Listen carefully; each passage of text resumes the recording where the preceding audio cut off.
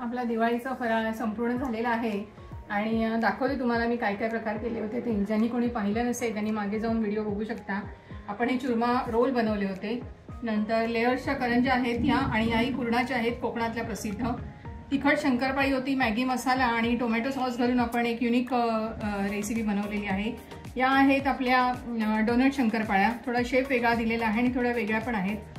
चकल्याच आहेत आपल्या नेहमीच्या पद्धतीने, पण इन्स्टंट आपण पीठ वापरून केलेलं आहे, भाजणीच्या केलेल्या नाही आहे. आणि हा चिवडा आहे लसुणी शेव चिवडा. एकदम भन्नाट अशी एक चविष्ट अशी रेसिपी झालेली आहे. तर सर्व आपला फराळ झालेला आहे पूर्ण. आणि यंदाच्या दिवाळीला नक्की तुम्ही तुमच्याकडे काय करता तेही रेसिपीमध्ये म्हणजे कॉमेंट्समध्ये सांगा.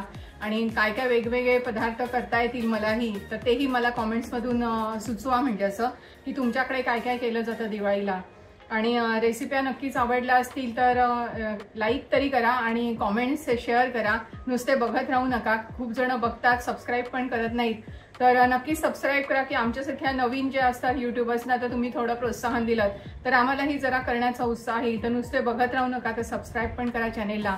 छोटे छोटे चॅनेल असतात त्यांच्या, आमची सुरुवात नुकतीच झालेली असते.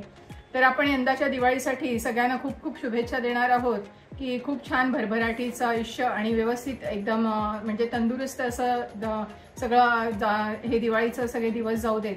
आणि खूप मजा करा, धमाल करा, मस्ती करा आणि आनंदाने आपल्या कुटुंबाबरोबर सण साजरा करा.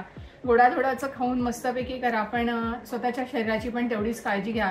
कारण हे पदार्थ जेवढे चांगले आहेत तेवढे शरीराला खूप घातक पण आहेत. तर नक्कीच त्याची काळजी घ्या आणि यंदाची दिवाळी खूप आनंदात साजरी करा. तर स्नेहरंग परिवारातर्फे तुम्हा सगळ्यांना दिवाळीच्या खूप खूप शुभेच्छा. धन्यवाद.